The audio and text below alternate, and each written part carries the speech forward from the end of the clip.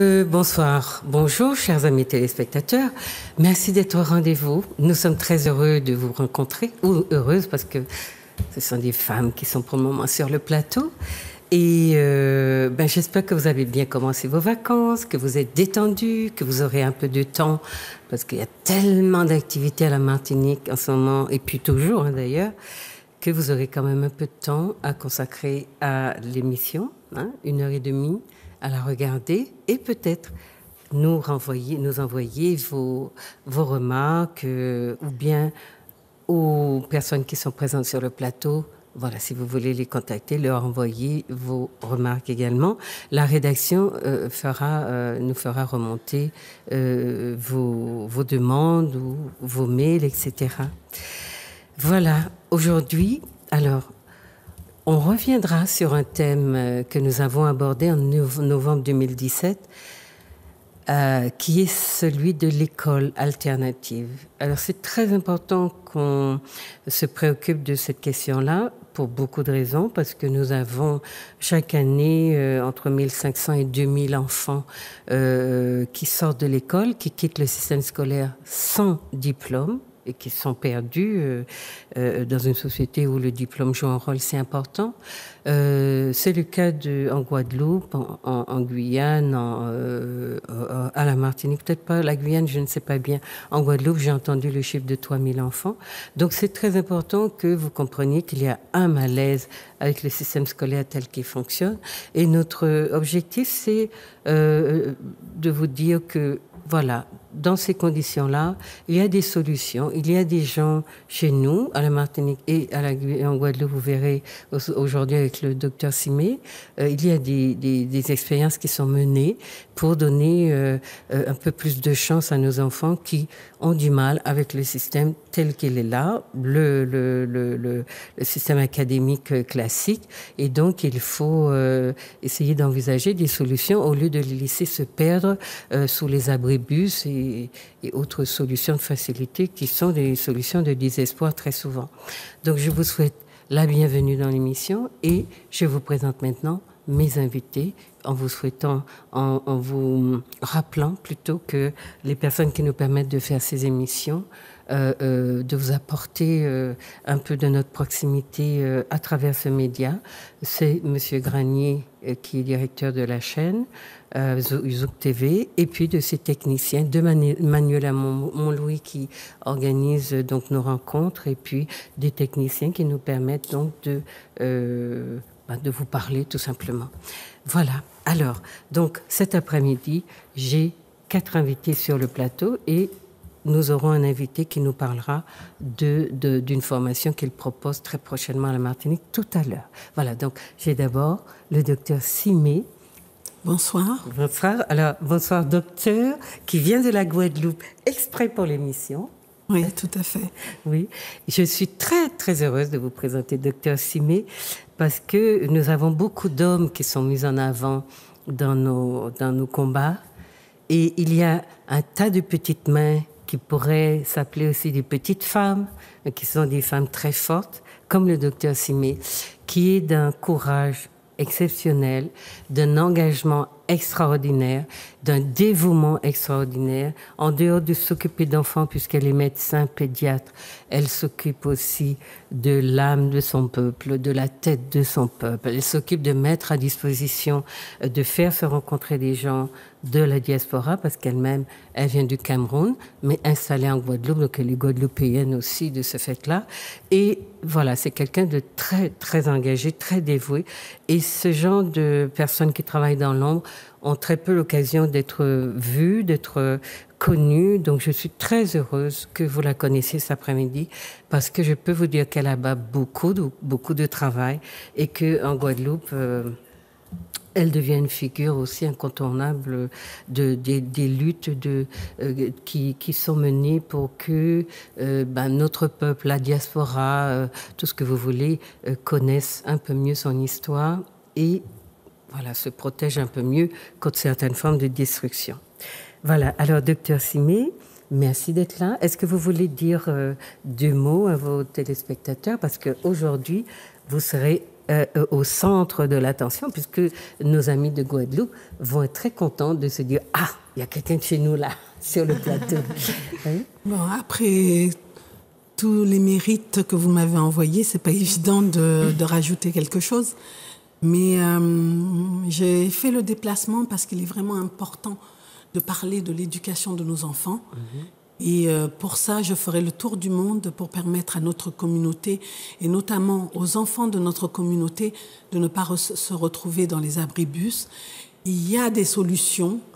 Il faut que qu'on se prenne en charge et que l'on applique ces solutions sans forcément attendre que ça arrive, que ça nous tombe sur la tête. Donc c'est essentiellement ce que je suis venue dire et discuter avec mes autres partenaires ici ce soir. Oui, donc vous avez créé une école qui est un projet qui vous trotte dans la tête depuis longtemps et que vous avez finalisé. Donc vous allez nous en parler un peu plus tout à l'heure. Alors, nous avons à côté de Dr Simé, Muaye, qui est Bonsoir. Bonsoir Muaye, qui est un nom, parce que vous savez que chez nous, de plus en plus des nôtres se rebaptisent, parce que les noms qu'on leur a donnés sont peut-être des noms imposés, qui ne sont pas forcément heureux, d'accord? Donc Muaye a décidé de se baptiser Muaye. Oui, vous voulez dire pourquoi? Pour le prénom, Oui. ça me correspond plus, étant donné que j'ai fait mes recherches sur mes origines, qui sont géographiquement du Cameroun. Langue camerounaise moyée, qui veut dire lumière. Qui veut dire lumière. Alors, il faut que vous sachiez que tous ceux qui vous ont dit qu'il y avait un abîme sous vos pieds, que sortir de la cale du bateau, c'était fini, qu'il y avait, etc. Eh bien, nous avons chez nous des gens comme Muaye, qui, à travers son ADN, a retrouvé ses origines bamileke, et qui est à côté d'ailleurs. Qu'est-ce que vous êtes, docteur Simé? Bamileke. Bamileke. C'est formidable. Donc, Muaye qui est déporté, dont les parents sont déportés depuis 3 siècles, se trouve à côté de Dr Simé, qui est bamileke aussi. Vous voyez, donc le trou noir, il se réduit. Et au-delà des prénoms imposés, des noms imposés dans les conditions que vous connaissez, eh bien, vous avez aussi cette liberté de vous redéfinir aussi au niveau du patronyme, enfin peut-être pas encore du patronyme, mais du prénom, puisque Muaye a réussi à le faire porter sur sa carte d'identité. C'est ça? Oui. Voilà. Donc elle a un nom qu'elle a choisi et qui figure sur sa carte d'identité. Voilà. Donc on revient à Muaye tout à l'heure, qui elle va nous parler Du Sankofatour. Du Sankofato, qui est un projet justement de reconnexion avec l'Afrique, mais plus que ça aussi. Et puis nous avons Milka, que vous connaissez, Nzinga, qui elle aussi s'est rebaptisée, que vous connaissez bien. Bonsoir Milka. Bonsoir Juliette et bonsoir à tous les téléspectateurs de Zouk TV. Eh bien voilà, je suis Zinga, donc je me suis rebaptisée comme Muaye, d'origine Congo.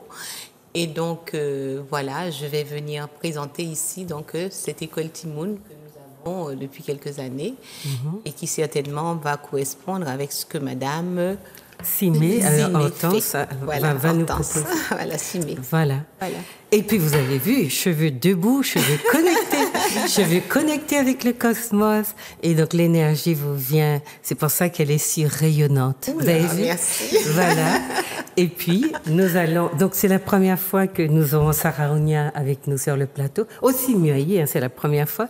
Donc Sarah Ounia, bonsoir. Bonsoir Juliette, bonsoir à tous les spectateurs. Effectivement, c'est la première fois. Pardonnez-moi l'intimidation. Ah non, elle n'est pas timide du tout.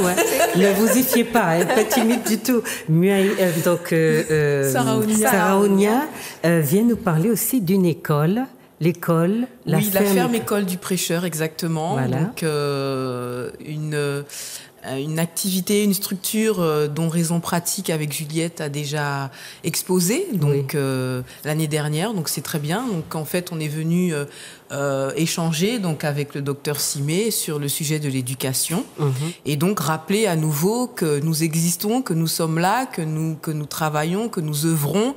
Nous avons les enfants et on ne peut pas rester là on ne peut pas rester là sans rien faire. c'est pas possible. Effectivement, comme tu l'as dit tout à l'heure, il y a des solutions, il y a des pistes, il y a des orientations, il y a des plateformes de travail, et il y a des gens qui sont militants et qui sont prêts à le faire et qui sont prêts à foncer et qui réfléchissent et qui le font déjà exactement. Oui. Et il y a des parents qui sont autour de ces professionnels-là, qui sont prêts à suivre et qui s'y engagent également, qui eux sont dans l'ombre tous les jours au quotidien, et puis quand ils trouvent effectivement une solution, eh bien ils partagent pleinement. Absolument. Donc voilà. Voilà, c'est ce qu'on avait déjà vu avec donc la ferme école lorsque cette mère d'enfants était venue présenter le projet et qu'elle disait que ces 5 enfants se trouvaient dans cette école-là et qu'ils étaient très heureux. D'accord ? C'était, si vous voulez revoir l'émission, c'est celle de novembre 2017 que vous allez trouver sur YouTube. Voilà, donc je suis très heureuse de vous présenter ce beau plateau avec des femmes qui s'assurent, qui s'affirment, qui assurent aussi. Il ne faut pas enlever un mot, ne va pas remplacer l'autre. Et puis surtout, qui vous apportent un peu d'espoir parce que, voilà, on a des analyses de plus en plus catastrophiques de notre réalité. Et pourtant, ces personnes-là distribuent du bonheur autour d'elles et elles font des choses, elles rendent, et les enfants sont très épanouis, et ce n'est pas pour vous faire adhérer à des choses qui n'auraient pas de réalité, hein, parce que je sais bien que la société vous fait vivre dans beaucoup de virtualité, mais là, en l'occurrence, ce sont des gens qui vous enracinent véritablement. Donc, c'est pour ça que c'est important de les écouter, puis de les contacter, et puis de faire les expériences, d'essayer. Vous n'avez pas besoin d'en sortir l'enfant du circuit classique, puisque, voilà, ça vous rassure peut-être. Mais il y a beaucoup de moments, de vacances, etc., où vous pourriez faire l'expérience avec les enfants, ce qui est possible dans les projets qui vous sont présentés là. Voilà. Alors, Dr Simé, on commence par vous parce que on connaît moins votre école et on sait qu'elle est déjà à l'œuvre en Guadeloupe. Oui. Alors, l'école Wawa Aba, c'est une école qui reçoit des petits de 2 à 6 ans et dans un environnement... dans leur environnement. J'ai failli dire particulier, et en fait, non. C'est dans leur environnement. Parce qu'il faut savoir que pour qu'une éducation soit réussie, il faut un environnement favorable. Alors, comment je suis arrivée à me dire que, tiens, il fallait créer quelque chose pour la communauté? Ça a été un processus long qui m'a été permis par le fait que depuis plus de 25 ans, étant pédiatre, je suis en contact avec les enfants et les chiffres que tu as donnés, je les avais pas aussi clairement, mais je trouvais que quand même, pour des petits que je suivais depuis petit, c'est-à-dire que les parents avaient fait des efforts à venir chez le pédiatre, c'est qu'on fait déjà un effort à se dire « Ah non, je veux que mon enfant soit pris en charge par un spécialiste, etc. » Et que dans beaucoup de ces enfants-là, une bonne partie, avant d'arriver à l'adolescence, 6e, 5e, premier temps de rupture. C'est-à-dire que les enfants, en primaire, ça va un peu, et puis arrivé en 6e, 5e, certains de mes petits, les parents revenaient me voir pour me dire, il veut plus aller à l'école, et donc voilà, il était bon avant, et quand on interroge les enfants, ils disent... Non, eux-mêmes, ils sont étonnés, mais ils savent pas qu'est-ce qui se passe. Mais ils disent, non, ça m'intéresse pas. Pour les plus grands, ceux qui décrochent vers la seconde, ils arrivent à dire, ah non, ça m'intéresse pas du tout. Le programme, enfin, ça ne me parle pas. Ça ne parle pas de moi. Et moi, certains utilisent le mot, j'en peux plus. Comme si toute cette énergie mentale qu'ils ont avait disparu. Et les chiffres sont terribles. C'est-à-dire que sur une partie de notre communauté, alors moi je parle que de notre communauté, parce que, comme on dirait, on ne peut pas tout faire. Les mots ont un sens et ont une nécessité. Donc, je vais déterminer des mots qui, m'ont été donnés par d'autres. C'est pas comme ça que j'aurais déterminé les populations, et je n'aurais pas déterminé les populations telles qu'elles ont été déterminées, c'est-à-dire ceux qui ont été appelés les Noirs, et d'ailleurs je crois qu'on m'y a mis dedans, les Noirs, les Africains, les descendants d'Africains, etc. Bon, les Afro-descendants, les Afro-descendants, etc. Donc des noms qui ont été choisis pour moi, et donc bon, parfois je comprends pas toujours, mais bon, on me les a mis dans ma bouche à coups d'eux. De temps en temps, je me dis bon. Et puis les blancs. Donc comme c'est eux qui ont dit qu'ils étaient blancs, qu'il y avait des noirs, des jaunes, des rouges, etc. Donc moi, je parle de ma population parce que, comme on dit, il faut pas non plus s'éparpiller. Si on me demande à une autre occasion si ce système tel qu'il est fait sied aux Blancs aussi, eh bien je donnerai ma contribution, mais je peux pas faire à la place. Donc je fais ce que je dois faire pour la communauté dont je suis la plus proche et dont j'ai les mêmes ressentis et subit les mêmes... Et puis de l'intérieur, vous comprenez bien ce qui se passe. Voilà. Alors qu'il y a des gens qui font pour nous et qui se soucient peu de savoir ce que nous ressentons. Oui. C'est une différence. Je pense qu'on ne peut pas faire pour les autres, un peu comme si moi j'allais parler d'handicap. Non. Je ne me permets pas de faire ça, même si on nous fait croire que, et même dans ma façon de travailler, la maman ou le papa, le parent est en première ligne et j'écoute. C'est-à-dire que je ne peux pas être un bon médecin, surtout la pédiatrie où l'enfant ne va pas venir forcément me dire j'ai telle chose. C'est à travers les relations que nous avons l'enfant avec son parent et puis le parent avec le médecin et le médecin avec l'enfant que l'on arrive à faire quelque chose. Donc il faut sortir de ce dogmatisme qu'on m'a appris, mais je suis sortie de là parce que ça ne correspondait pas trop je sentais que ce n'était pas tout à fait ça. Et ce mot sentir, c'est quelque chose que l'on a depuis tout petit.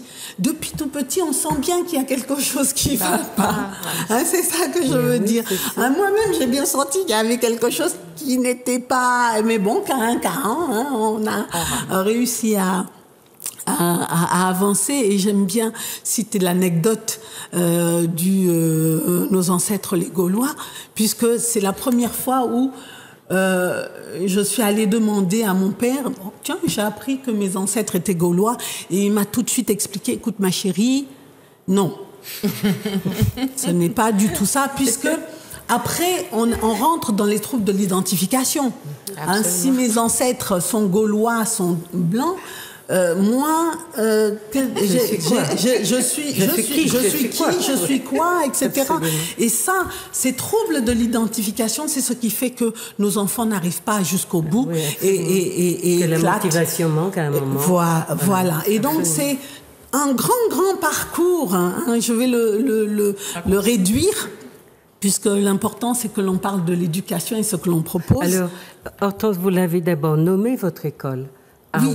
Wawa. L'école Wawa Aba. Oui. Alors, l'école en Médoucam, parce que on est en Guadeloupe. Et après, il fallait que l'on ait la connexion. La connexion avec nos ancêtres. Et Wawa Aba a un sens. Donc, je ne donnerai pas le sens. D'accord, comme vous voulez, c'est juste pour je ne donnerai pas le sens, non. Oui. Les gens vont chercher. D'accord. Donc vous avez Wawa Aba. Wawa Aba, c'est bien de retenir ça a un vrai sens. Dis-nous comment ça s'écrit. Alors W-A-W-A, plus loin A-B-A. A-B-A, d'accord. Voilà. C'est ce que j'avais ça a un vrai sens parce que quand on fait quelque chose, eh bien... je me suis aperçue que nous donnons toujours un sens universel à ce que nous faisons. Et que l'on a besoin que notre ancestralité transpire dans ce que nous faisons.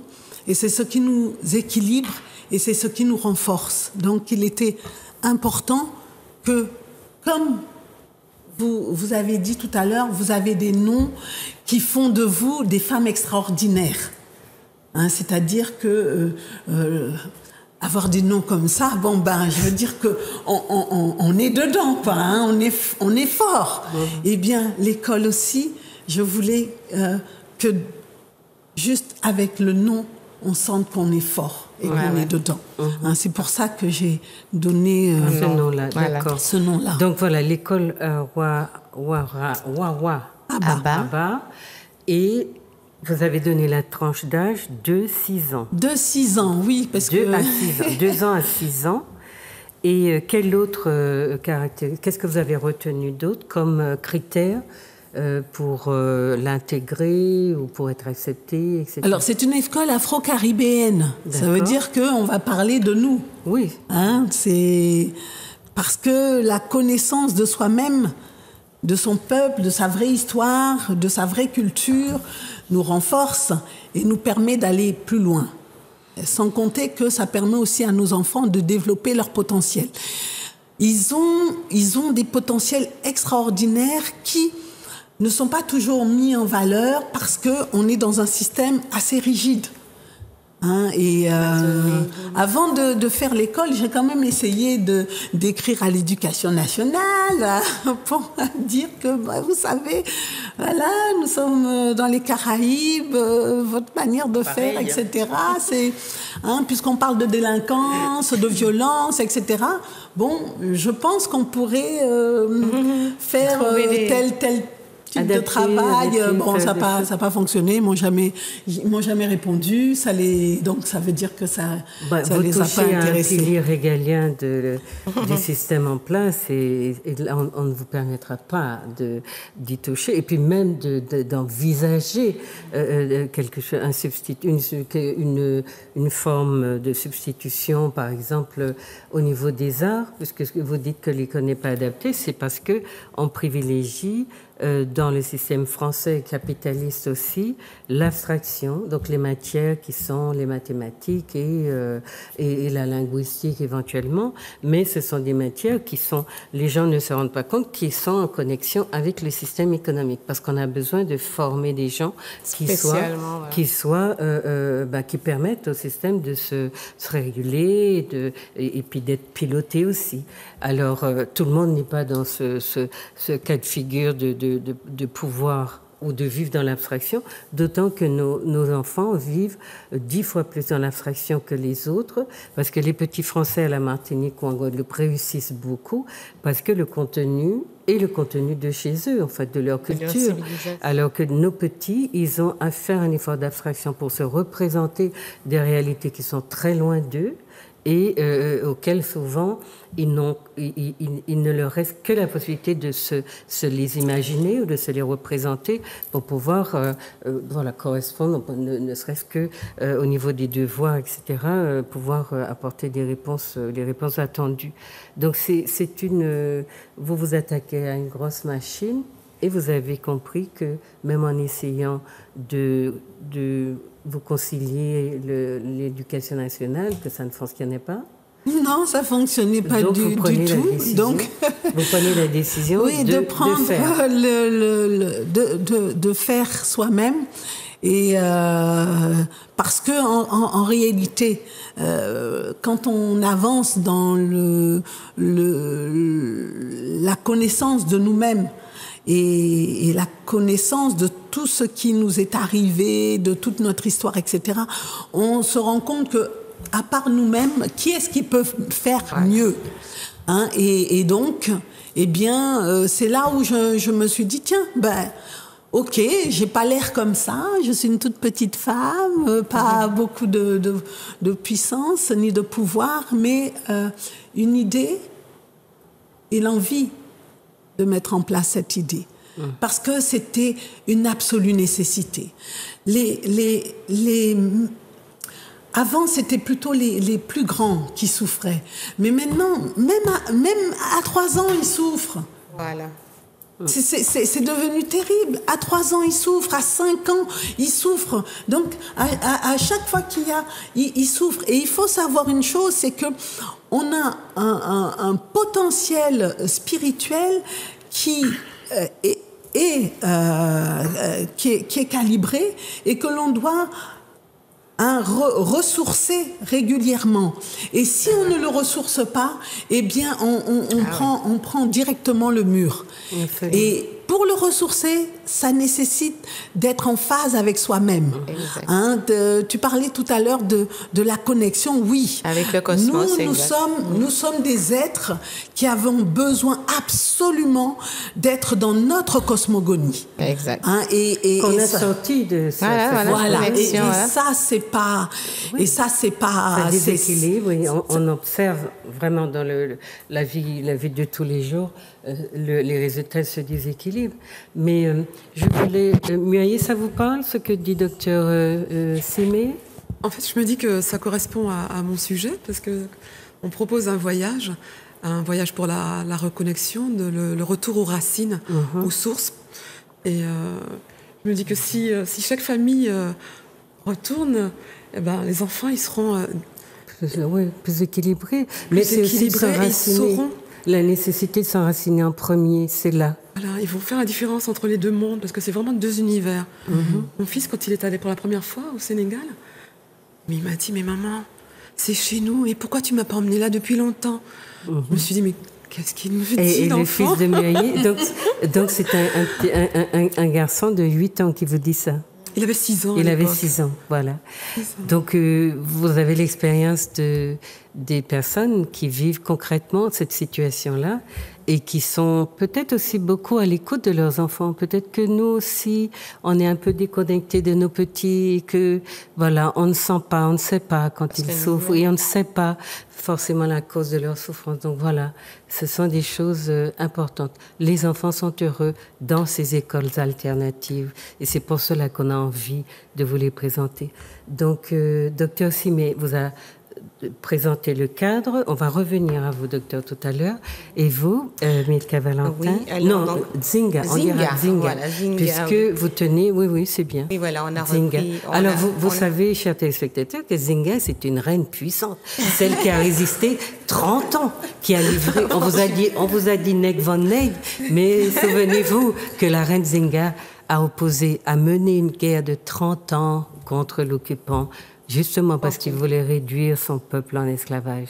Hein? Voilà, donc c'est pour ça qu'il s'appelle Zinga. Merci. OK. Oui, alors donc j'abonde tout à fait dans le sens de Dr Simé, puisqu'effectivement on avait compris que les enfants étaient vraiment mal dans leur peau. Hein? Alors c'est pour ça que j'aurais souhaité que ton technicien fasse un petit gros plan sur ça. Est-ce qu'il pourrait faire ça? Est-ce qu'il y a une possibilité de cibler l'écran pour qu'on voit ce qui est écrit? Alors, c'est une citation de Cheikh Anta Diop. Hein. Ben, ça fait rien, on va la lire. Voilà, je la lis toujours. Voilà. Alors, Cheikh Anta Diop disait au discours de Niamey de 1900, je vous donne la date de précision, 84, à la conférence de Niamey de 1984 au Niger, il disait la chose suivante. Alors, je reprends, excusez-moi, je ne suis pas très technicienne. Alors... On mène contre nous le combat le plus violent même que celui qui a conduit à la disparition de plusieurs espèces. Il faut que votre sagacité soit poussée jusqu'à la prise de conscience aiguë de cette réalité. Et justement, ça corrobore un petit peu ce que disait Dr Simé. Quand elle a vu l'état de la situation, elle a fait, elle a eu recours à l'éducation nationale pour expliquer aux gens, etc. Bon voilà, ça n'allait pas. Et elle n'a pas eu de réponse. Et c'est clair, parce que c'est un combat qui est mené contre nous. Et effectivement, est-ce que le système va enseigner à nos enfants ce qu'il a intérêt à cacher? Parce que justement, s'il enseigne ce qu'il a intérêt à cacher, il sait qu'il est en danger. Donc, automatiquement, l'école, ce serait une école subversive. Donc, les petites écoles que nous faisons, ce sont des écoles qui, en soi, sont des écoles qui sont là pour apprendre aux enfants à être eux-mêmes, à être en contact avec leur spiritualité, avec leur cosmogonie, et donc à recadrer ces enfants, donc les remettre dans leur univers. Et c'est dans le type d'école que vous proposez. Voilà. Et d'ailleurs, c'est pour ça que notre école s'appelle l'école Timoun. Moon de Moon, hein, qui veut dire que nous utilisons ici humaine. En Martinique sans savoir vraiment le sens. Moon qui veut dire personne humaine africaine. Donc personne humaine, Moon, des Mountou, hein, des personnes qui sont des personnes humaines. Donc ici, cette école, comme tu dis, occidentale, c'est une école qui est virtuelle, qui est dans la matérialité, qui conduit les enfants à être au service du système, donc de bons cadres administratifs, économiques, etc., mais qui ne prend pas en compte de bons sous-fifres, et qui ne les prend pas dans toute leur dimension totale, dans leur totalité. Donc l'école que nous proposons ici, c'est une école, on pourrait dire, intégrale. Une école qui prend l'enfant dans sa globalité, hein, effectivement, et qui va le guider. Et donc c'est presque pratiquement une école initiatique. Ce n'est pas une école pour apprendre des savoir faire, mais c'est pour apprendre des savoir-être et automatiquement des savoir-faire. Donc voilà. Donc, le projet n'est pas d'exploiter l'enfant en tant que future main-d'œuvre, etc. Le projet, c'est vraiment d'épanouir l'enfant. Avant d'être au service d'un système économique, le projet de l'école généreux, c'était ça. Mais très vite, l'école a été récupérée par le système capitaliste et aujourd'hui néolibéral. Et les personnes qui sont formées, vous le voyez bien, l'école s'ajuste à mesure de l'évolution de l'économie et on a besoin donc de cadres et de main-d'œuvre dans certains secteurs. Donc on dévie sans arrêt et l'école n'est plus du tout au service de l'épanouissement de l'être humain, de l'enfant. Et donc les écoles que vous proposez là sont des écoles qui redonnent cette forme d'humanité, mais qui se soucient davantage de l'épanouissement de l'enfant dans son environnement propre, qui ne lui vole rien, pas son histoire pour lui raconter, notamment lui communiquer, le faire adhérer à des identités auxquelles il ne comprend rien. D'accord? Donc ça, c'est important qu'on le dise. On va demander à Saronia de nous dire aussi, donc un peu nous rappeler le projet de son école. La ferme école s'appelle la ferme école, tout simplement parce que j'ai voulu à l'époque remettre l'accent sur le cadre dans lequel les enfants allaient évoluer. Et c'est pour ça que ça s'appelle ferme école.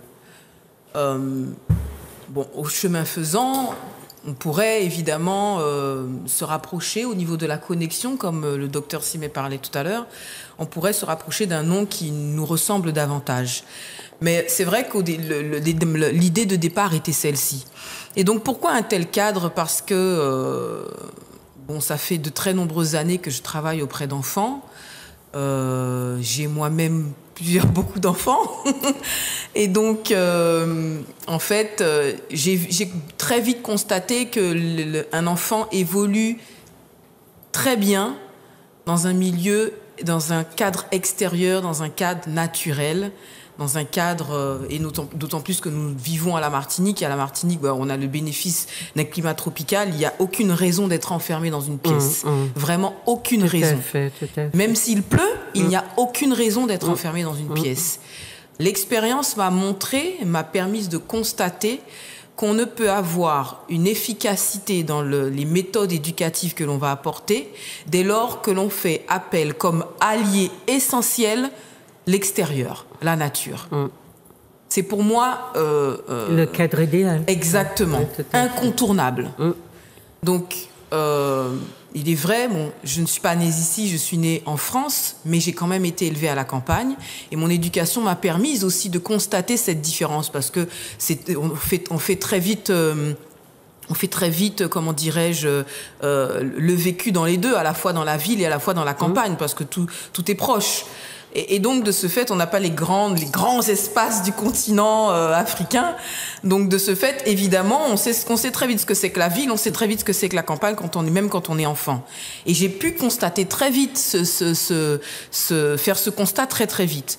Alors, moi, effectivement, avec la ferme école et les autres parents, nous avons fait ce choix nous avons vraiment fait ce choix, un choix que j'ai fait dans ma vie personnelle avec mes propres enfants, de sortir du cadre urbain, concentré, si je pourrais dire ainsi, du cadre urbain concentré pour être dans la campagne sans en enlever les commodités, sans en enlever le siècle dans lequel nous vivons avec le numérique, etc. Je veux dire, on vit dans l'air du temps.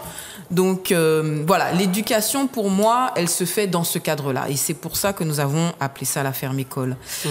Maintenant, effectivement, donc pour rappeler un petit peu comment nous avançons. Donc nous sommes une école qui au terme de l'année scolaire, avait 21 élèves.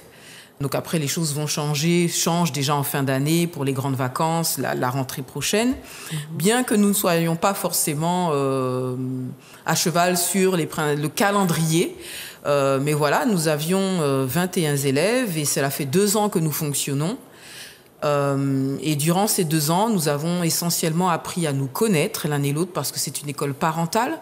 Et donc, pourquoi une école parentale? Parce que j'ai proposé aux parents de s'associer au projet, de s'impliquer dans le projet, parce que pour moi, nous en discutions tout à l'heure hors émission, c'était quasiment impossible d'avoir comment dirais-je, des employés, des dépenses telles que des salaires, alors qu'on est au balbutiement du réveil dans la communauté. C'était pas possible, quoi, de se dire il faudra que je paye du monde à la fin du mois. Je n'allais pas m'en sortir.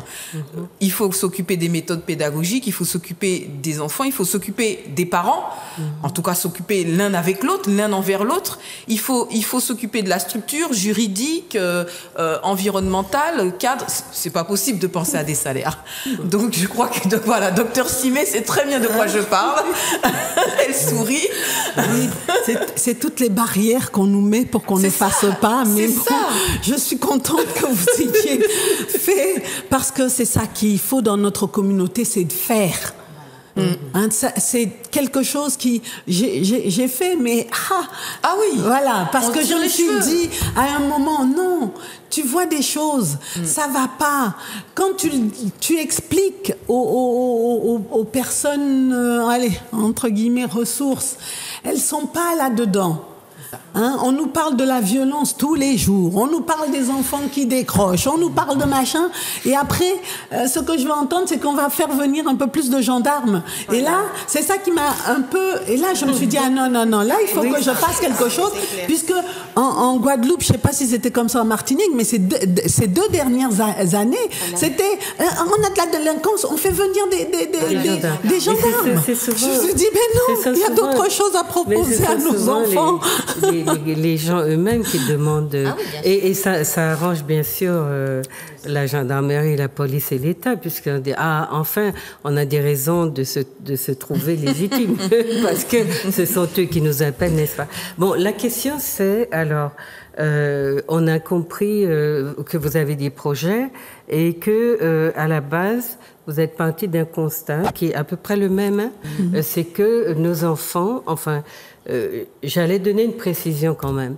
Les enfants les plus acculturés, qui vivent dans des familles qui n'ont aucune idée ou aucune conception culturelle de soi, identitaire de soi, et qui adhèrent totalement à l'idée qu'ils sont français et que c'est le système éducatif français qui leur convient le mieux, eh bien, ils éduquent les enfants comme des petits Français et ils n'ont pas ce souci dont on vous parle ici.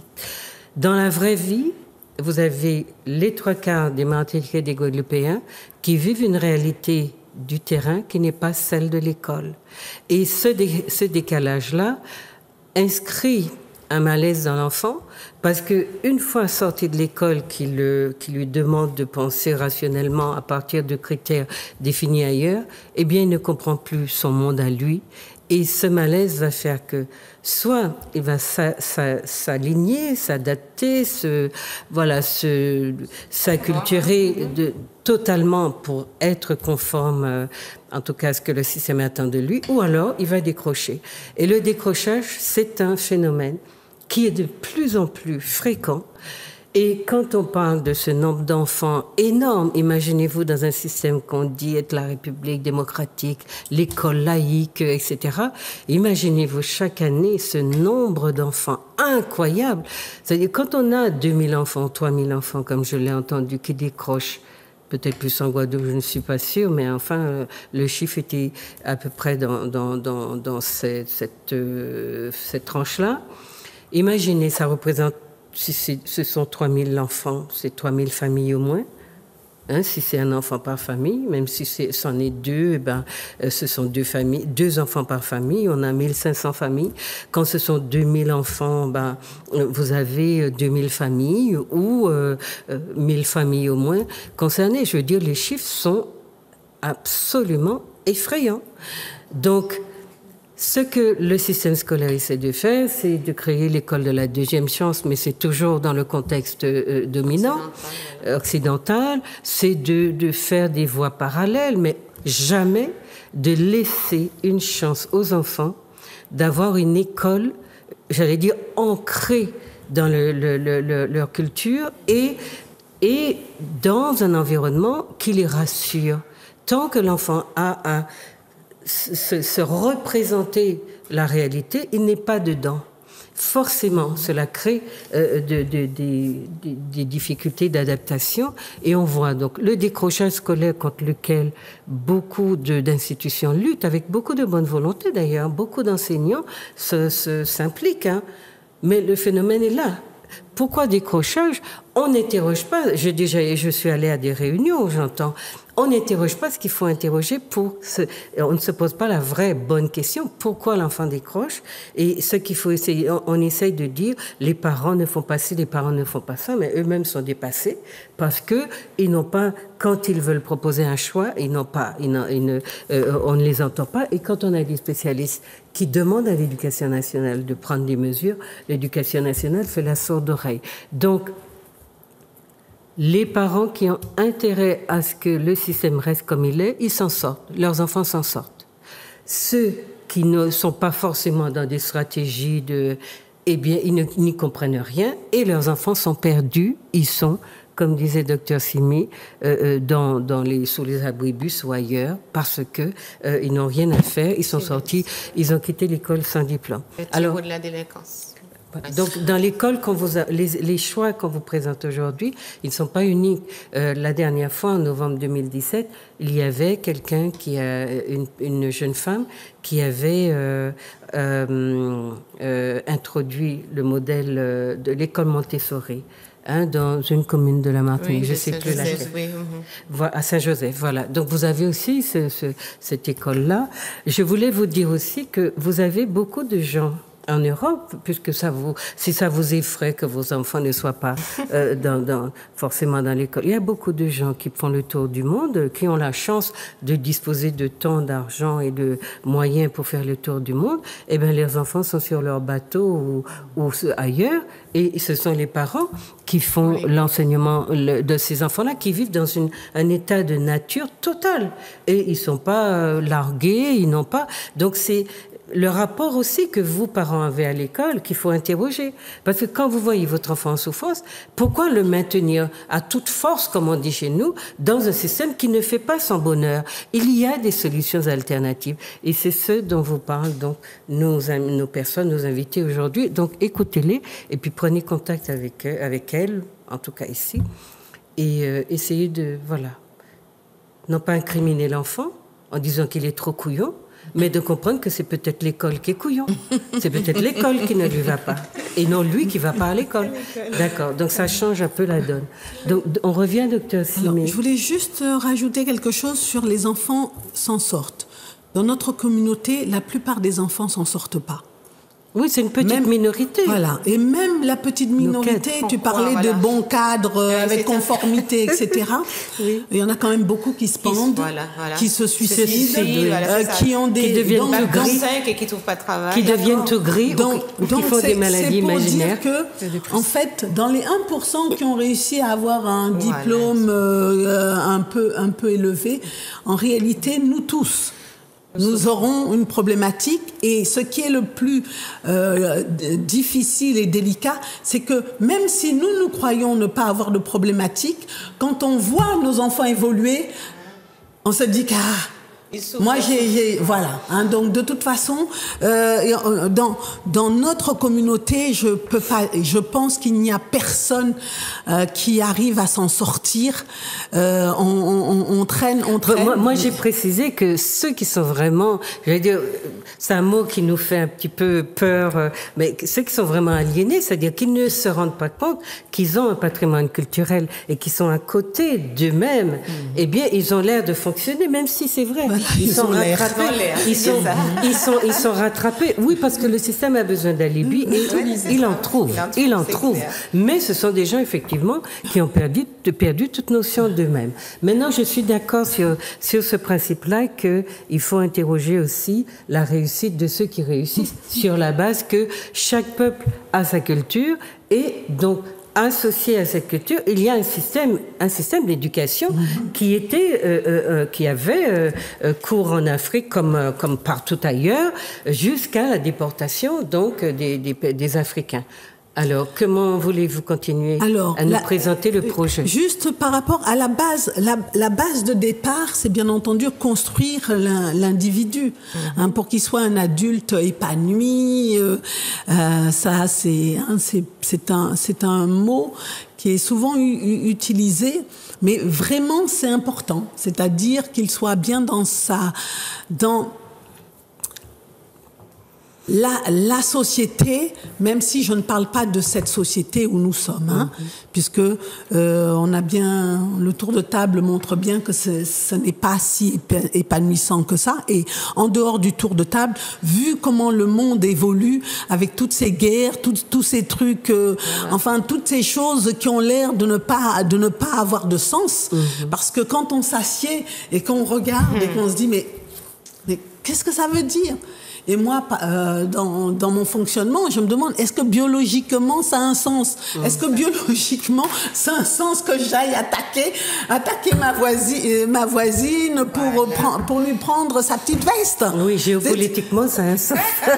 mais sinon, en réalité, ça n'a pas de sens. Non. Et donc, ces écoles-là, enfin, alors, dans mon école afro-caribéenne. Afro-caribéenne, donc la base de départ, c'est construire l'individu de demain, notre individu de demain, celui qui va permettre à notre communauté de se reconstruire plus forte. Parce que quel que soit l'endroit où nous sommes, et c'est une question qui est quand même bizarre, vous allez en Chine, ils nous prennent pour des moins que, vous allez aux États-Unis, dans le monde entier, on nous prend pour des moins que. Donc d'où c'est venu? Voilà. D'où c'est venu ça? C'est une construction, comme l'a très bien dit Juliette, et nous devons déconstruire. Mais pour déconstruire, il faut que nous construisions nos enfants beaucoup plus forts. Dans lequel apprendre justement. Exactement. Alors, Afro-Caribéenne.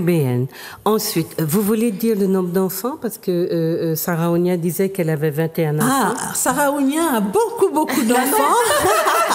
Mais la femme a quel âge? 2 ans. Non, par rapport à notre école, nous avons 6 et le maximum que nous pouvons prendre, c'est 12, maximum 15, mais on préfère 12. Donc, mais là, 6 inscrits. Donc, mais ça vient, vous venez d'initier ça? Oui, on vient d'initier, mais 21, chaque chose en son temps.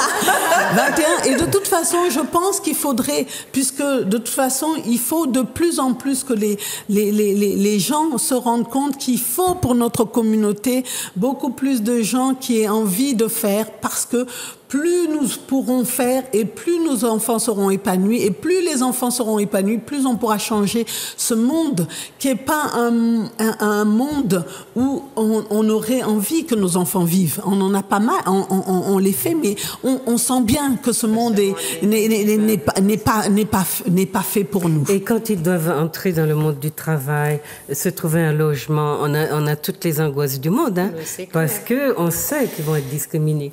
Alors donc ça, école afro-caribéenne, tranche d'âge de 6 ans. Voilà, vous allez l'importer ou l'exporter à la Martinique?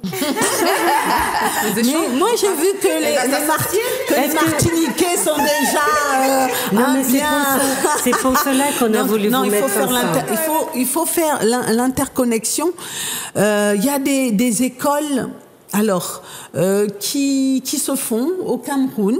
Il y a une petite école, j'y suis pas allée pour voir, mais il semblerait que quand même il y a un éveil de notre communauté pour dire que non, on peut pas apprendre nos ancêtres les Gaulois ou apprendre des choses qui ne correspondent pas à nos codes de vie. Mais continue à laisser la France faire les livres d'école qui sont destinés aux pays africains. C'est quand même hallucinant. Quand vous dites ça, on se dit, mais même pour les personnes qui se disent être des grandes puissances, on se dit, mais comment on se prête à ce jeu-là? Je veux dire, un pays qui se respecte et qui laisse, voilà. Non, mais qui fait, parce que c'est la France qui décide ça. On a un souci. Il est sérieux. Donc... Alors, ça c'est donc l'école. Moi, je trouvais intéressant de vous réunir parce que vous pouvez bien justement trouver par rapport aux matériaux que vous utilisez, aux supports, etc. Partager et puis la Guadeloupe, c'est à deux pas. Échanger, venir avec les enfants, des camps, des petits camps, des petites choses, et puis montrer ce qui a été fait. Chaque enfant, moi j'avais vu au Canada, c'était aussi des Camerounais qui avaient mis en place un super projet, mais qui avait réuni toute la communauté africaine, anglophone et francophone, etc. Et les enfants tout petits, apprenaient au moins une langue, apprenaient à danser les danses africaines, à parler, à s'habiller, etc. Et tous les enfants, du coup, n'étaient plus anglophones ou francophones. Ils étaient dans une langue africaine et dans une culture africaine. Et ça marchait très, très bien. Et ils se rencontraient donc dans une espèce de grande salle immense. Donc il y a des possibilités, mais beaucoup d'initiatives atomisées qu'il s'agit maintenant de fédérer, de mutualiser pour aller aussi plus vite, parce que les enfants vont découvrir qu'ils ne sont pas seuls. Beaucoup de gens croient qu'ils vivent des choses isolées et ils ne sont pas très sûrs de soi en disant « oui, une école comme ça, est-ce que si ?» Mais si on voit que, voilà, un jour on se rencontre et puis on est 100, ça va changer la donne, n'est-ce pas? Donc c'est important, cette démarche de mutualiser aussi vos initiatives. L'union fait la force. L'union fait la force, totalement. Et qu'est-ce qu'on dirait d'autre? Si on rentre dans le détail, effectivement, alors dans notre école, les enfants apprennent sans avoir la sensation d'apprendre. C'est-à-dire que c'est introduit dans ce qu'ils font. On ne s'assied pas et puis on est là à baisser de... Non, c'est introduit dans ce qu'ils font. Et alors, en plusieurs langues. Alors, on a tenu à ce qu'il y ait le médoukam ou créole, ça dépend de comment vous voulez le dire, mais c'est le swahili pour notre rattachement au continent. Bon, ça aurait pu être une autre langue du continent, mais bon, comme on avait quelqu'un qui parle le swahili, on a pris le swahili là. Et puis c'était un clin d'œil pour Cheikh Anta Diop, parce que bon, c'est ce qu'il disait aussi, et qu'il fallait faire. On a aussi un petit vêtement en tissu africain, le bas en tissu africain. Une sorte de petit uniforme. Voilà, avec un petit bas en tissu africain et le haut c'est juste un t-shirt. Mais pour rappeler, en réalité, on rappelle nos origines partout. Voilà. On a fait, alors je suis pas venue avec les photos, mais quand ils rentrent dans l'école, ils savent qu'ils sont dans leur univers. Avec les images, les grands personnages noirs, tout ça. Ils sont vraiment dans leur univers. C'est d'un seul coup, ils sont sécurisés aussi. Psychologiquement sécurisés. Ils sont chez eux. Comme je disais tout à l'heure, il faut un environnement favorable. Ils sont chez eux, ils sentent, et du coup, ce qui a été mis en place fait que même les parents sentent que il y a une paix. souvent on dit, je ne sais pas comment on a réussi à le faire, mais quand on rentre là, par les dessins qui ont été faits, etc., tout ce qui a été fait pour renforcer notre environnement avec certains de nos outils. Voilà. Hein, je n'en parle pas parce que, justement, on a toujours été à donner. Et jamais à recevoir. Ça, je suis sûre que ça rappelle quelque chose à Juliette. Donc maintenant, on ne va plus donner. Si on veut savoir, on vient nous demander. Voilà. Et puis on voit si on va voilà. Et vous mettre ensemble là, c'est pas vous dire livrez vos secrets. Voilà. Chers téléspectateurs, venez à la rencontre de nos gens, ceux qui s'occupent de vous et qui s'occuperont de vos enfants. Parce que nous aussi, les adultes, nous aussi, on n'est pas en dehors de l'aliénation. Donc, il faut qu'on se soigne aussi. Alors, sur la question... Donc, ça, c'est bon. Il y a un petit vêtement. Il passe toute la journée dans l'école ? Oui. Alors, il y a plusieurs formules. D'accord. Hein, il y a la formule où donc l'école est ouverte dès 7h et elle ferme vers 17h, 17h30. Donc, il y a plusieurs formules. Il y a la formule où c'est l'école toute seule. Il y a la formule où c'est l'école avec ce qu'ils appellent périscolaire et tout ça. Parce qu'au départ, nous on ne voyait pas les choses comme ça. Au départ, quand on a proposé le concept, c'était la vie en dehors de la maison. Hein, ça a été proposé plutôt comme ça. Et quand on fait les papiers, non, il faut rentrer dans un moule. Donc non, l'école non, ça là non, ça s'appelle autrement. Et puis ça s'appelle autrement. Donc bon, on a fait selon des noms sur des choses qui sont pas forcément. Non, parce que le contrôle, le contrôle reste quand même, ça s'exerce un peu quand même. Donc voilà, donc ils peuvent. Alors il y a pas d'horaire en réalité. Parce que ça, là, le stress des parents, là, pour courir à telle heure parce que la porte va être fermée, etc., je trouvais que non, on n'avait pas besoin de ça. Hein, ça ne nous correspond pas. On est des personnes qui venons à l'heure quand il y a besoin de venir à l'heure. Et donc ça, je le dis bien. Et quand on me dit, oui, mais les Africains, là, non. Hein, moi, quand je vais à certaines conférences, etc., je vois aussi les Blancs arriver bien plus tard que ceux qu'on appelle les Noirs. Hein. Je vous ai déjà dit tout à l'heure que je mettais les noms qu'on m'a appris. Hein, c'est pas ce que moi j'aurais dit. Hein, j'aurais pas fait cette dichotomie. Mais bon, comme on m'a dit que c'était comme ça qu'il fallait le dire. Donc, non. Hein, ça, on a l'habitude d'arriver mais attention, on vous dira, mais t'es pas noir. T'es pas tout à fait noir. Toi, c'est pas pareil. Ta nuance chromatique n'est pas assez foncée. Alors, moi, j'ai envie, parce que, voilà, vous voyez, c'est passionnant, l'heure file, et j'ai besoin qu'on se dise encore 2 ou 3 choses. Est-ce que, pour les écoles, là, parce qu'il faut qu'on écoute Muaye, et il faudrait qu'on écoute aussi Makanjola pour son projet de yoga des pharaons, un petit peu, qu'il présente le projet. Alors, ce que je voulais surtout préciser, notre école, c'est une école seulement pour les enfants en dehors, enfin, qui sont scolarisés normalement dans le système, et qui sont, donc, on les prend en charge seulement le samedi. Ou le dimanche et durant la période des vacances. Parce que, bon, effectivement, on veut leur montrer un petit peu ce qu'on peut faire d'autre dans un cadre scolaire différent.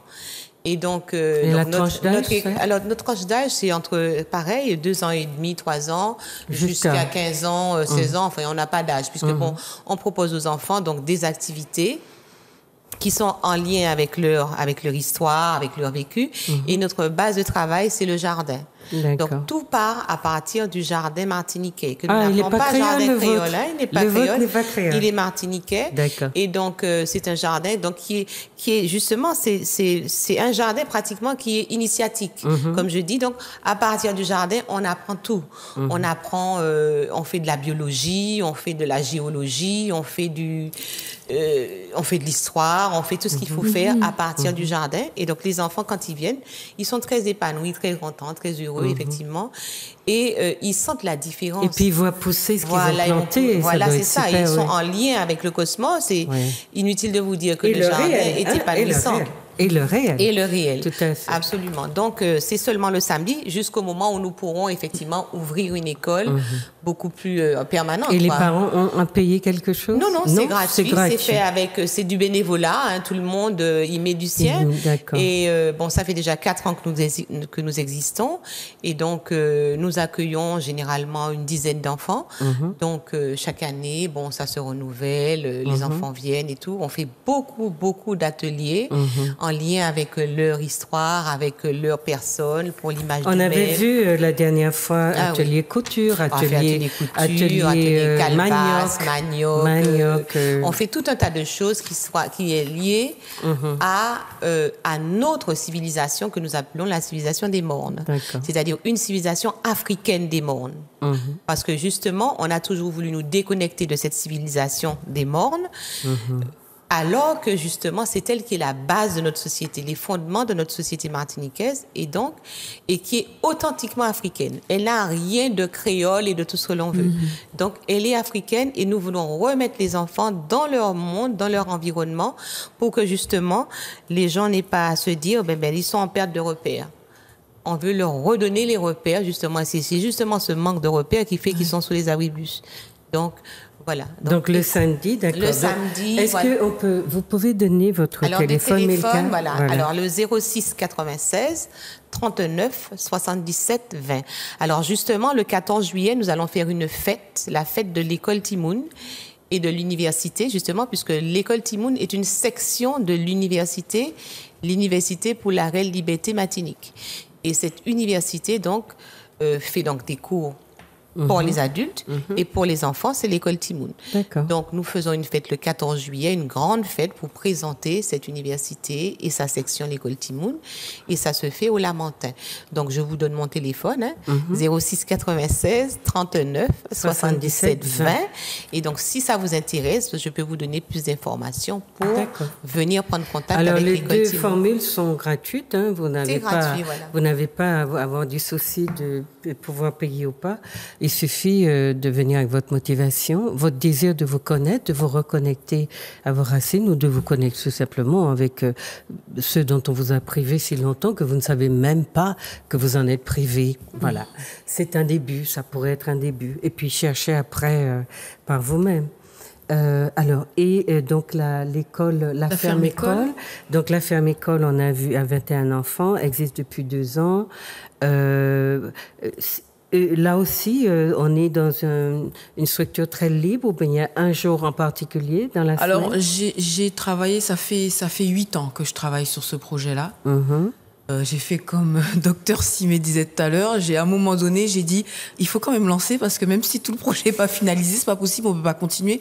Il faut ouvrir. Donc c'est à ce moment-là que je me suis adressée il y a 2 années donc à des parents et qui ont embarqué dans le train avec moi-même. Et donc nous avons dans les niveaux... train de la savane, hein, oui. Nous avons au niveau des niveau primaire et niveau collège en fait. Mais j'aime pas dire ça parce que nous ne fonctionnons pas avec des classes, nous ne fonctionnons pas avec des bulletins des bulletins scolaires, des bulletins de notes.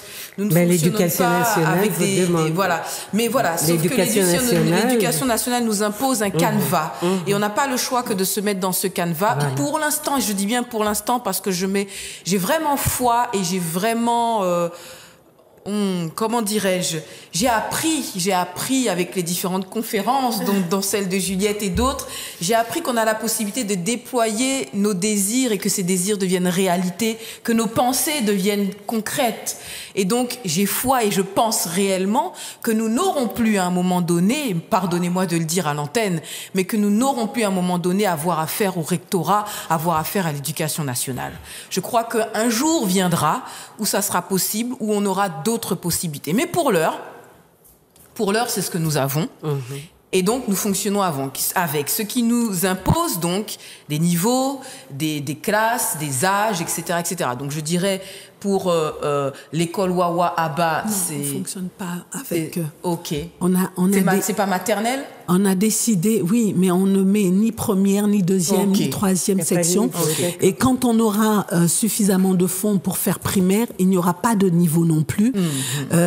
Ils avancent, chaque enfant avance à son rythme, comme il doit avancer, sans qu'on lui martèle dans la tête qu'il est moins intelligent que l'autre, puisque pour marcher, il y en a qui marchent à 7 mois et d'autres à 20 mois, et les deux sont tout à fait intelligents. Donc moi, je ne fonctionnerai jamais par niveau, mais par capacité révélée, parce que c'est nous qui révélons la capacité de l'enfant, par capacité révélée. Et puis, la forme d'intelligence qu'a l'enfant, il y a un psychologue qui a travaillé sur les 8 intelligences, et même si ça vient de la société dominante, c'est très intéressant parce que il a travaillé aussi pour les enfants qui, dans le système des Européens, sont en souffrance. Et il y a 2 capacités. Qui privilégie 2 grandes capacités, mais lui, il a montré qu'il y a 8 formes d'intelligence. Et si l'enfant n'aime pas les mathématiques, ça ne veut pas dire qu'il est nul. Vous pouvez, peut-être qu'il est très heureux en musique, et il faut le laisser s'épanouir en musique. Seulement dans les sociétés de plantation dans lesquelles nous sommes, on nous a appris qu'il faut être utilitaire. On est dans l'utilitaire, dans ce qui va rapporter de l'argent. Donc, musique, c'est pas machin. Donc, il y a des carrières qui sont prestigieuses. On est dans une société qui nous demande d'être ultra performants, depuis l'esclavage. Vous savez d'ailleurs que ce sont les plus résistants qui ont survécu. Et aujourd'hui, on commence quand même à se fatiguer, parce que entre résistance sans issue et voilà. Donc, on se fatigue et on s'essouffle, et regardez, nos enfants sont de plus en plus nombreux. Prenez la société d'il y a 50 ans, vous n'aviez pas cette exclusion massive d'enfants et de jeunes. Donc, regardez, on s'essouffle, c'est-à-dire qu'on est peut-être les plus résistants à avoir passé le système, survécu, mais plus on avance dans le système, plus on s'épuise, et nous n'avons plus rien à donner aux enfants. Vous voyez bien qu'ils sont largués, que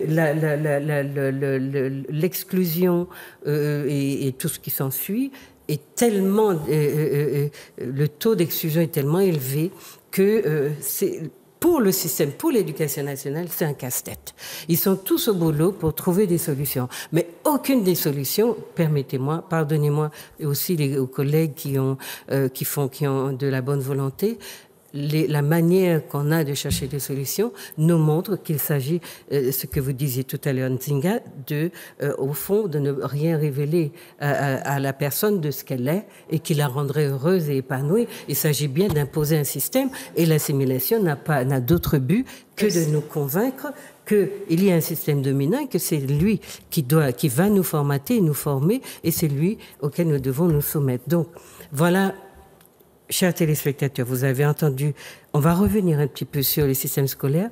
On va laisser Sarah Muaye nous présenter le projet. Alors, vous voyez, il y a plein de choses qui se font. La Martinique est extrêmement... comment on dit ça, elle produit beaucoup, elle est créative et elle est à la recherche sans arrêt d'elle-même. Et il y a énormément de choses. Là où vous croyez que vous êtes fini, que le rouleau compresseur il y a des petites têtes qui surgissent dessous le rouleau compresseur et qui sont debout, qui sont actives et qui travaillent et qui vont vous donner des idées, et vous verrez, qui vous rendront heureuses. Donc, essayez-les. Alors, Muaye va nous parler d'un projet qui a été mis en place par le collectif. Le collectif. Collectif Sankofa Tour. Voilà.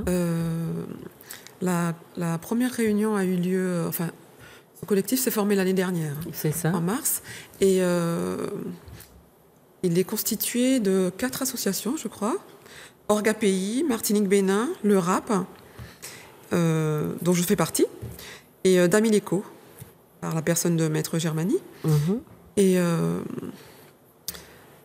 voilà, en fait, c'est un retour aux sources qu'on voudrait que... Mais le projet, c'est un projet de comment investir en Afrique. C'est pas ça? Oui, aussi. Alors, il y a 3 temps forts. Voilà. Durant ces 10 jours, parce que ça tombe en plein les vacances de... C'est au mois d'octobre. Oui, à la Toussaint. À la Toussaint. Donc sur 10 jours. Sur 10 jours. Voilà. Départ 19 octobre et retour le 31. Et 3 temps forts. Donc le premier temps fort sera le 23 avec la cérémonie du nom pour se retrouver un peu. Et ensuite le 26 le Sankofa Business Networking. On va parler de la façon d'investir. Qui est mené par Klapopo, qui est président du RAP et qui est aussi... Et le 27, ça sera la commémoration du Yovoda à Grand Laou. Et en fait, on est là aussi pour lancer un appel. Je sais que Klapopo avait déjà lancé cet appel la dernière fois qu'il est venu à l'émission, parce qu'on a ici des descendants de ce lieu. En fait, Grand Laou, le nom d'origine était Cap Laou. Cap Laou, oui. Et donc, les descendants de c'est de Martinique, alors. Voilà, ils s'appellent Cap Laou. On recherche les descendants de cette famille-là, voilà. Mais je crois qu'elles se sont manifestées déjà. On a trouvé, on a trouvé les descendants. C'est un voyage que vous organisez en Côte d'Ivoire.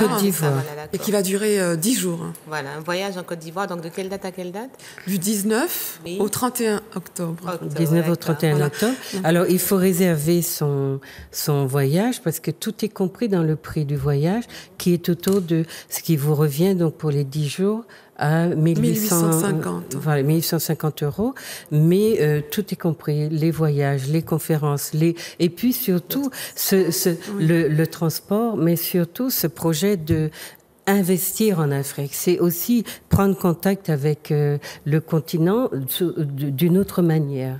Essayer. Parce que, rappelez-vous, il y a eu ce projet, chers téléspectateurs, c'est le continent qui a appelé sa diaspora à venir l'aider, notamment dans son développement, parce il est effectivement en pleine ébullition. Donc, il y a la diaspora, c'est tous les enfants de l'Afrique qui se reconnaissent comme tels, Et du coup, il y a un projet maintenant pour essayer aussi d'aller se développer des choses sur le continent. Oui, et on voudrait pérenniser ce voyage. Voilà, c'est pas un one shot comme disait le dit Monsieur Klapopo. Que chaque année on puisse, ou des familles entières, puissent avoir ce contact-là et vraiment rester connectés. Et connecter et voir que l'autre, même si, on a l'impression que c'est loin, parce que dans tous les livres on nous dit que le continent il est loin de nous. Même si géographiquement, c'est tout près. On est à 4 heures de l'Afrique. Oui, on est à 4 heures. Et on souhaite que ça soit l'idée première, le vol direct à partir de la Caraïbe, parce qu'on voudrait que ça soit la Martinique qui soit au centre là et pouvoir aller directement sur le continent. Sur le continent. Parce qu'on mettrait 4 heures. Voilà, il y a des projets aussi de lignes aériennes, etc. Donc ça, c'est un début. Ça va être la première fois que ce type de voyage va être initié, mais il est très structuré. Il y a beaucoup d'activités, beaucoup de choses à faire avec des spécialistes, puisque ça s'organise ici. Mais en Côte d'Ivoire, il y a une grosse équipe qui est déjà là. Donc il faut d'ailleurs vous dépêcher parce que les places sont pour le moment. C'est sûr, c'est déjà peut-être. Non, il y a encore quelques places. Oui. Voilà. Mais en tout cas, voilà un projet passionnant. Et qu'est-ce qu'on peut dire? Il est préparé vraiment depuis déjà un certain temps par les organisateurs. Depuis l'année dernière. Le RAP qui est ici. Ils ont lancé l'idée. Voilà. Enfin, pas le RAP, mais le collectif. Non, le collectif Sankofa. Voilà. Donc, si vous avez besoin d'informations, on téléphone à qui? Ça sera Klapopo, c'est quoi? Alors, c'est 539 200. 539 200, c'est un portable. Oui, ou bien un muaillier. Oui, ou bien moi, sinon 06 96 07 09 19. Voilà, donc notez, chers téléspectateurs. Parce que j'ai eu un appel tout à l'heure et la personne m'a dit oui, j'avais ce projet-là. Et mais en fait, c'est quand j'ai ouvert et j'ai vu le programme, je me suis dit non, je ne peux pas rater ça. Oui. Donc ça m'a fait plaisir. Voilà. Ben voilà. Donc, Alors, rappelle, c'est 07 en combien? plus, allez 07 09 alors, 19. ouais. Vous avez beaucoup de gens chez nous qui vont au Sénégal, mais allez en Côte d'Ivoire, vous aurez vraiment le sentiment d'être ici, chez vous. C'est très, très étonnant. Et pourtant, on ne nous a pas habitués à l'idée que la population de Côte d'Ivoire, que nos origines, enfin, voilà, étaient essentiellement... Voilà, c'est ça, Mais c'est véritablement saisissant. Moi, ça m'a... Je me suis posé la question de savoir est-ce qu'on avait peut-être évalué de manière trop erronée l'origine des populations qui sont arrivées ici, voilà. Mais enfin, il y a de tout puisqu'on trouve... ça, voilà. On trouve... Mais la manière de vivre, d'être, même le phénotype, c'est très, très ressemblant. Et on est tout de suite... On a tout ce sentiment d'être en famille. Peut-être aussi parce que la communauté musulmane est moins forte. Moins importante, Voilà, voilà, c'est peut-être par aussi rapport au à cause Sénégal. de ça. Voilà. Donc, on va. Est-ce qu'on peut faire une toute petite pause musicale pour laisser entrer Makandjola? Hein? Voilà, chers amis, nous avons parlé d'école, etc. Mais voilà, il n'y a pas que l'école pour l'école qui se substitue à l'éducation nationale. Il y a aussi notre forme d'école pour le corps, l'esprit. Et nous recevons avec beaucoup de plaisir Makandjola, que vous avez déjà vu dans une de mes émissions, et qui revient à la Martinique nous présenter son projet de séminaire, de cours. Comment vous l'appelez, Makandjola? Bonjour d'abord. Bonjour, de Juliette. stage. Voilà. Merci de m'accueillir. Et puis Avec merci plaisir. aux autres qui êtes sur le plateau. J'ai suivi un peu l'émission sur l'éducation D'accord, et c'est totalement en phase avec l'idée du Sumotawi Yoga des pharaons que nous proposons. d'accord. Et comme j'ai entendu ce qui a été dit, je peux vous dire que j'étais réjoui, D'accord. satisfait par ce que j'ai entendu. Et je me dis que l'avenir s'annonce radieux pour nous, quelque part, parce que vraiment... On a les petites mains qu'il faut. Voilà, voilà. Les différences d'âge arbitraires, tout ça, ce sont des choses que nous avons intégrées déjà. Et effectivement, les anciens Égyptiens avaient intégré ça. Et les Africains de l'Afrique ancestrale aussi, dans l'éducation, les différences d'âge sont ténues au niveau des enfants. Parce qu'il y a une stimulation des... Par exemple, ceux qui ont 10 ans vont stimuler ceux qui ont 6 ans, etc. Et réciproquement, parce qu'il y a des enfants qui sont plus précoces que d'autres. Donc, c'est l'idée vraiment du Sumotawi, qui veut dire simplement union des deux terres, harmonisation du masculin et du féminin. Et c'est l'origine du mot yoga, en fait. Yoga qui est, comme je l'avais rappelé déjà, tu m'as fait l'honneur de m'inviter l'année dernière, qui était juste un mot sanskrit qui veut dire union, corps-esprit. On le traduit comme ça, généralement. Donc, ça veut dire que tous les peuples savent faire union, corps-esprit. Voilà. D'accord? Donc, les Africains doivent vraiment intégrer le fait qu'ils ont été les premiers, puisque ce sont les peuples les plus anciens de la Terre, en tout cas attestés. Hein, bon. Donc, être en union corps-esprit, on a su le faire dès le début de l'humanité, et ça a même précédé l'humanité. Voilà. Donc, cette année, j'ai encore l'honneur de revenir en Martinique et en Guadeloupe, invité par l'association Guébenout, de Djaili, qui n'est pas là sur ce plateau, mais que je salue, et de India Balko, qui s'occupe de la partie stage à la Guadeloupe. Donc nous serons dès vendredi 6 juillet au domaine de Tivoli pour une conférence d'ouverture voilà, à 18h. Ça durera 2 heures. L'accès est libre. Voilà. Le lendemain, le samedi, au même endroit, il y aura 2 séances de découverte, une à 10h30 et l'autre à 15h. D'accord. Voilà. Et le stage, à proprement parler, stage de 5 jours, aura lieu à l'auberge du Maraîcher, au Lamentin, à partir du lundi. Du lundi au vendredi. Donc, lundi, ce sera le 11. Le lundi, ce sera le 9. Le 9, voilà. Du 9 au 13. Au 13, d'accord. Voilà, du 9 au 13. Donc, quand vous verrez l'émission, vous aurez encore le temps de vous inscrire. Voilà. Et puis après, vous allez... Et puis ensuite, on va en Guadeloupe. Donc, en Guadeloupe, on a retenu le même format. Hein. Le vendredi 20 juillet, au Paradis de Montalegre, au Port-Louis, il y aura aussi une conférence de présentation qui présente non seulement le yoga, mais un peu de l'histoire de l'Égypte ancienne et de l'Afrique ancestrale. Voilà. Ensuite, le samedi, il y aura la même formule qu'à la Martinique, 2 séances de découverte, une à 10h30 et l'autre à 15h. Et là, on va enchaîner non pas le lundi, mais le dimanche même. Le dimanche, on va commencer le stage sur 5 jours qui se terminera le jeudi 26 juillet. D'accord. Voilà. Donc, c'est 22 au 26 juillet à la Guadeloupe. D'accord.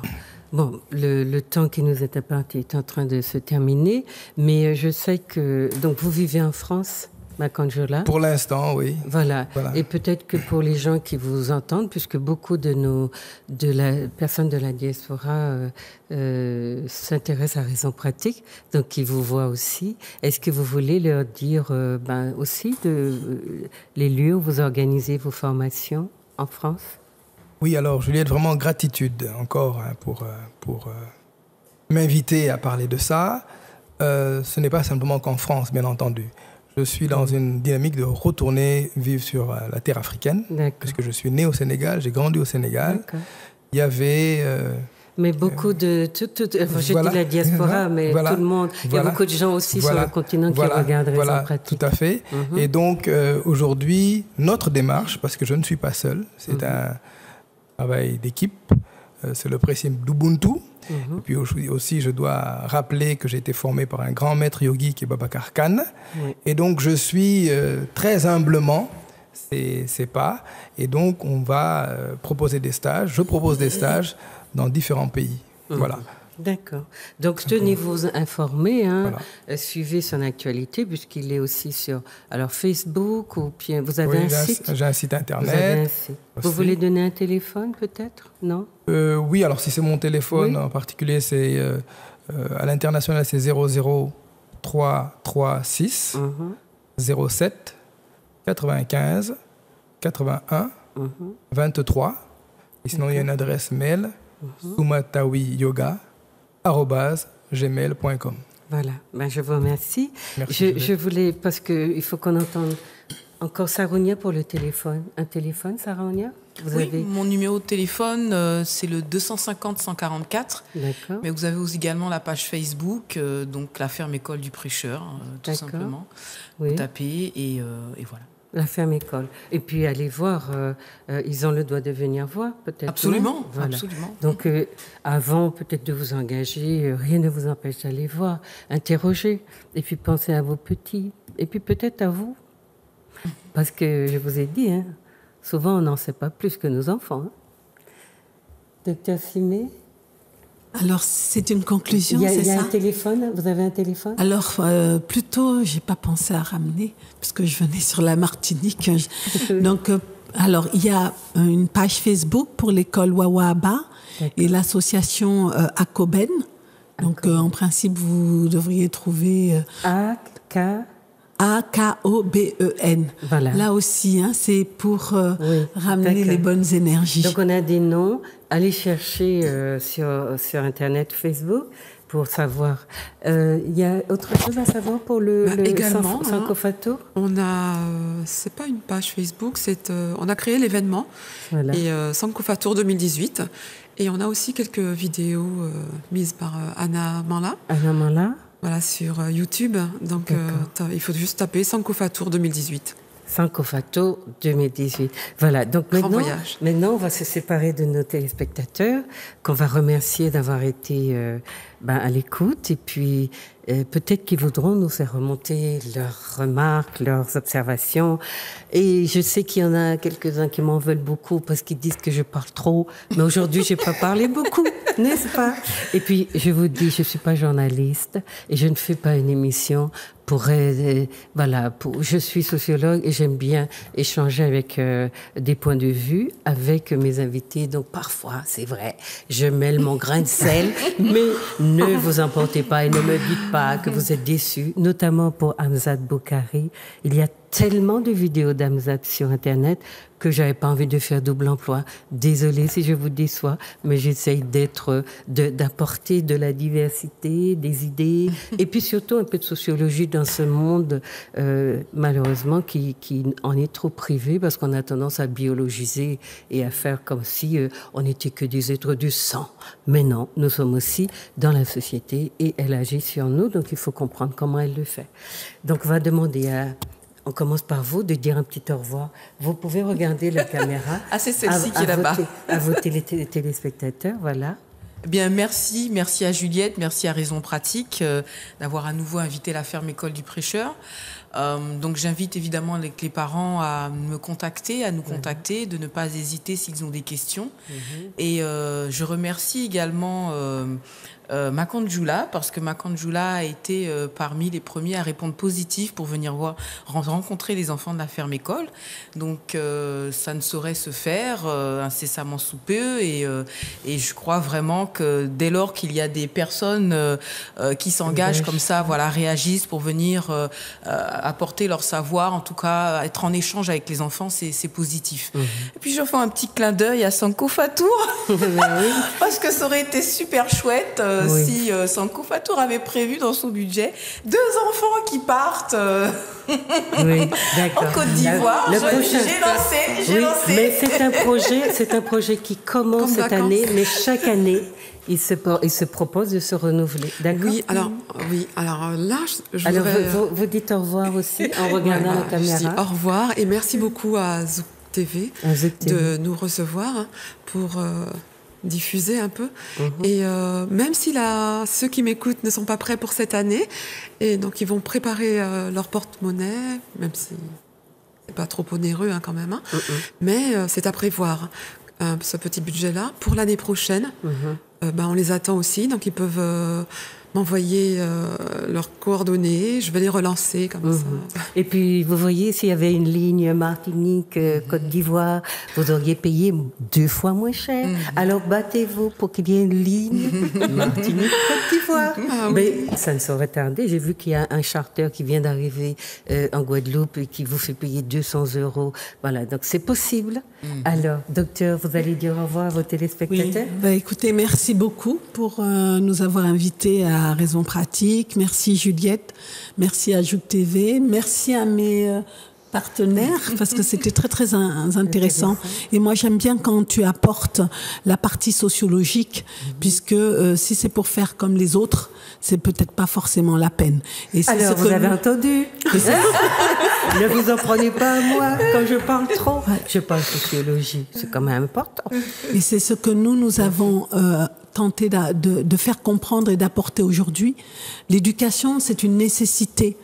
Il faut un environnement favorable, il faut pour l'enfant, il faut des outils adaptés et il faut surtout des messages clairs.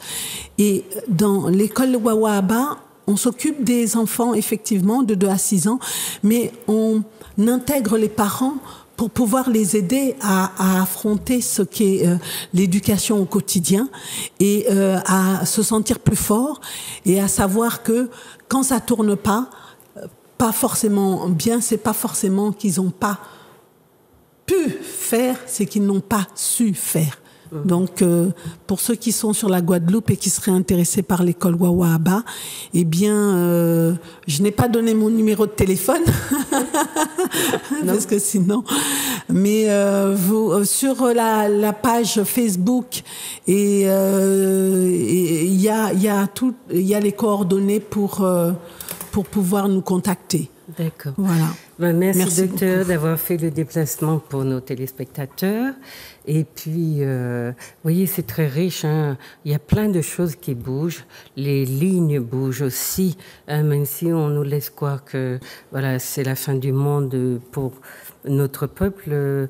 Non, il a subi les pires exactions et il rebondit parce qu'il a la capacité de rebondir avec des personnes aussi généreuses qui s'engagent pour lui. Donc voilà, soyez de la partie. Merci d'avoir été là. Et puis, comme je vous l'ai demandé, faites remonter vos remarques si vous voulez. Ça peut les aider aussi à s'ajuster. Donc, merci, bon après-midi ou bonne fin de soirée si vous regardez l'émission en rediffusion et puis à bientôt.